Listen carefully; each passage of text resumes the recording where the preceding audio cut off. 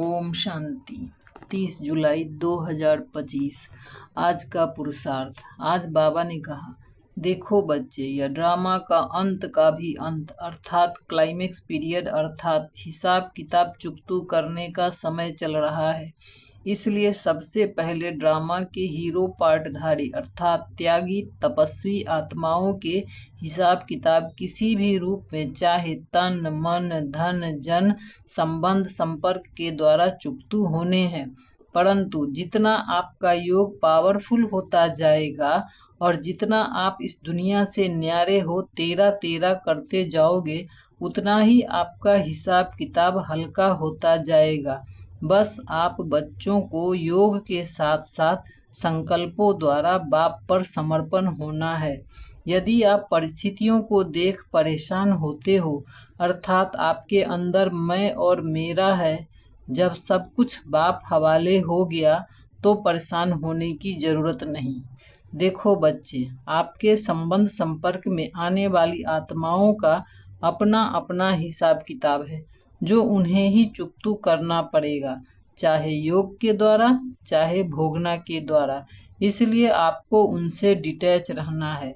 जब आप डिटैच रहकर उन्हें सकाश दोगे तो उनका भी कल्याण होगा। नहीं तो मैं मेरे में फंसी आत्मा किसी को सकाश नहीं दे सकती और ना ही वह स्वयं का कल्याण कर सकती है और ना ही दूसरों का।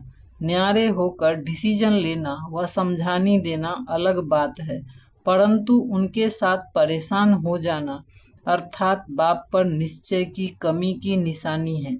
देखो, आप बच्चों को बाबा ने पहले भी बताया है कि आप बच्चों का तपस्या के द्वारा पुण्य का खाता भरपूर हो रहा है और माइनर सा बचा पाप का खाता भी खत्म हो रहा है।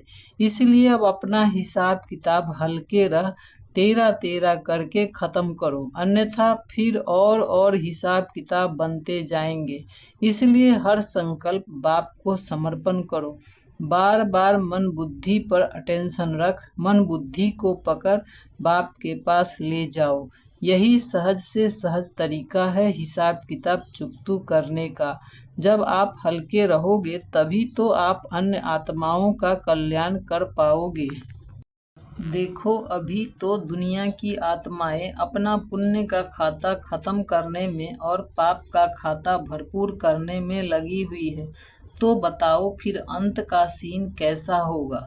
उन आत्माओं के कल्याण के निमित्त तुम ही हो।